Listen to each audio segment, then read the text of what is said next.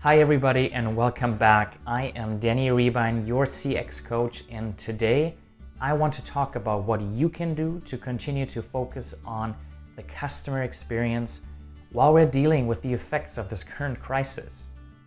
Customers' normal patterns of life have essentially come to a halt. Simple activities such as getting your groceries or getting a haircut, which finally tomorrow I'm getting mine. I think it's been 2, if not 2.5 months. All of those things are now either impossible or they've at least gotten a lot more difficult. So chances are that what your customers need right now are not the same things that they needed from you just a couple of months ago.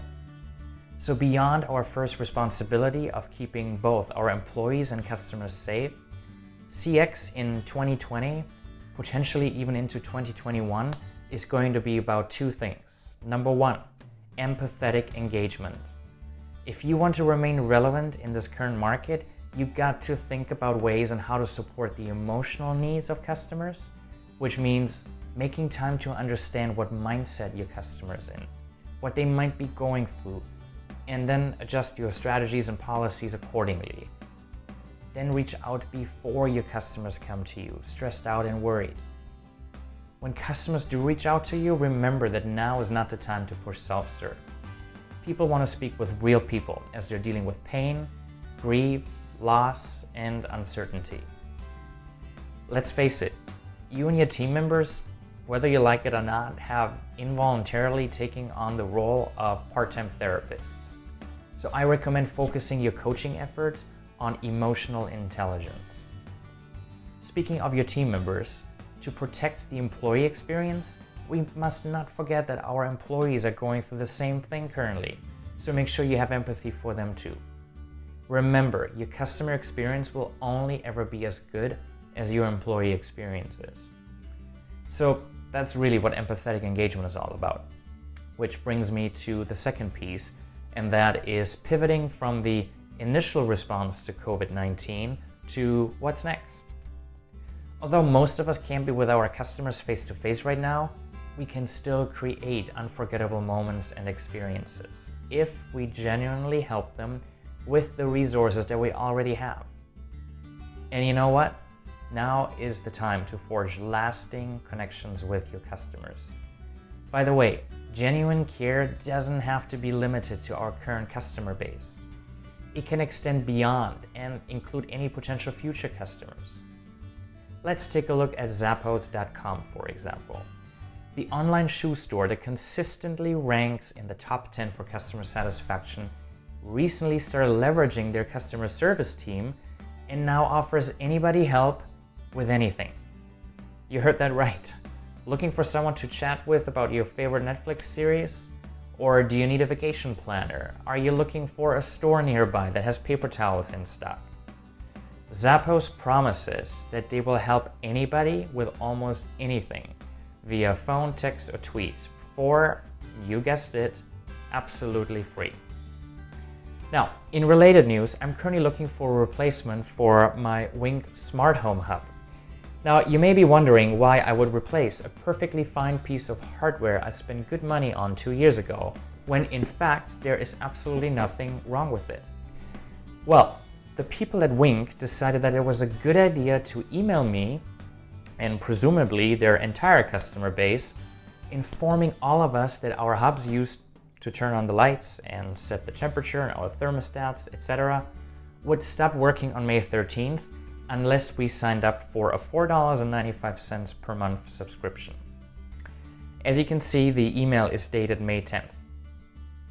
So to summarize, in the midst of a global pandemic, Wink forces their customers who in good faith invested in their hardware to start paying a monthly fee, more or less effective immediately, or else won't be able to use the functionality of the hub. Now, Wink has since followed up with a second email, generously extending the deadline by 1 week. That, my friends, is just bad business and the complete antithesis of what Zappos is doing. Let's see who'll stay in business longer. Now, I understand that many organizations are struggling to keep their lights on and they simply do not have the resources to do what Zappos is doing. But there are many other ways that you can leverage to show your customers that you are there for them. A hotel, for example, could share their signature cocktail recipe and show how it's made and served, like Delta Airlines did with their Sky Club favorite, the Day Tripper Spritz. You can have your team members send cards to frequent guests, letting them know that they're being missed. Maybe you can share how to recreate a certain scent that your guests are familiar with from staying on your property. You could create a Spotify playlist of the music that's usually playing in your elevators, offer virtual tours, or maybe even Zoom backgrounds. Turn the gym into a YouTube studio, offer free online workouts. There are plenty of examples out there of companies helping to make their customers' lives easier and help alleviate some of the stress that we're all feeling right now. Hilton's DoubleTree, for example, shared the recipe for their signature cookie every guest is welcomed with at the time of check-in, which I really miss, by the way, because we can't travel. Meal kit delivery service Purple Carrot I use all the time open up their recipe box, and they're now offering a PDF with 7 days worth of plant-based recipes, breakfast, lunch, and dinner, plus a convenient grocery list that covers everything you need for free. Now, DoubleTree has always sold their baked cookies online, and Purple Carrot is obviously in the business of shipping meal kits to customers. But the fact that they're focused on making my life easier has definitely helped improve my perception of their brand. If you have an example of a company doing the same, please be so kind and share with the rest of us in the comments section below. As a final thought, I want you to remember that this is very likely not just going to go away overnight, no matter what the federal or local governments are telling us. This issue and everything it has impacted, lower demand, higher unemployment, etc., is going to last months, if not years. If you haven't started to proactively engage with your customer base, there's still time. Increasing your focus and money spent on social responsibility right now, while decreasing your focus on sales, may seem like a loss in the short term, but trust me, it will pay dividends in the long run. Brands that take proactive steps to comfort customers and protect their safety and financial confidence will earn a strong reputation. So let's look at it as an investment in the future. The action taken during crises can reinforce brand values, build a foundation of trust, goodwill, and long-lasting emotional connections with the communities that you serve. So thank you so much for joining me today. If this was helpful, please hit the like and subscribe button down below.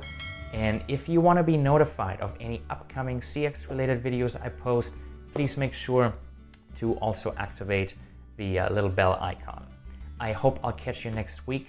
Until then, take care. See, it says right here, no monthly fees or subscriptions.